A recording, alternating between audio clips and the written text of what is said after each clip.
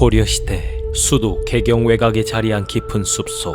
그곳은 부러진 나무가 수없이 널브러져 있었고 대지는 파헤쳐져 뿌연 먼지가 자욱했는데 그 사이사이엔 요괴들의 잔해가 흩어져 있었다. 이곳에는 엄청난 사기와 도끼가 뒤엉켜 있었고 셀 수 없이 많은 요괴들이 숲을 가득 메운 채 음산한 기운을 내뿜고 있었다.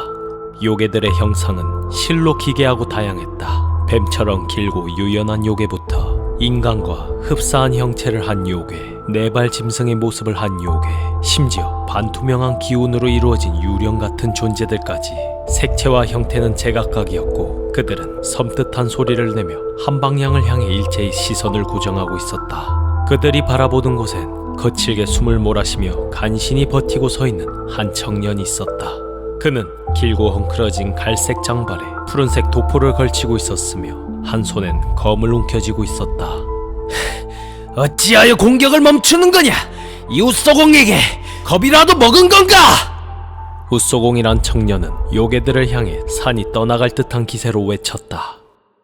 그 외침에 뱀처럼 생긴 거대한 요괴 한 마리가 그를 향해 돌진했다. 그 순간 우소공의 눈에서 푸른빛이 번뜩였고 곧 그가 쥔 검에서도 푸른빛이 뿜어져 나왔다.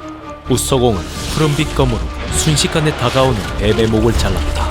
그는 기세를 몰아 몸을 날려 10마리 정도 되는 요괴들을 단숨에 베어냈다. 그가 바닥에 착지하자 검의 푸른빛이 사라졌고 우소공은 한쪽 무릎을 꿇은 채 숨을 거칠게 몰아쉬며 반쯤 주저앉았다.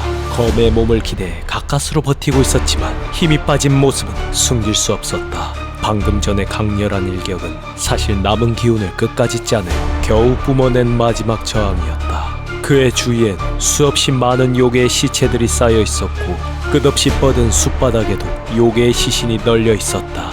그 수를 가늠하건대 우소공은 적어도 수만 마리의 요괴를 혼자 힘으로 베어 넘긴 것이 분명했다.